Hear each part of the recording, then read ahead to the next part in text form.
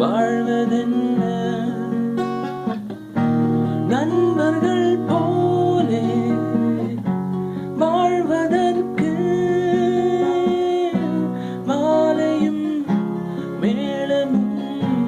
தேவை என்ன சொந்தங்களே இல்லாமல் வந்த பாசம் கொள்ளாமல்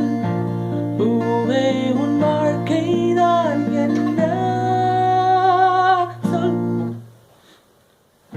வந்த தென்றலுக்கு மஞ்சம் வர நெஞ்சம் இல்லையோ அன்பே என் அன்பே மேடையை போல வாழ்க்கை அல்ல நாடகம் முடிந்ததும் விலகிச் செல்ல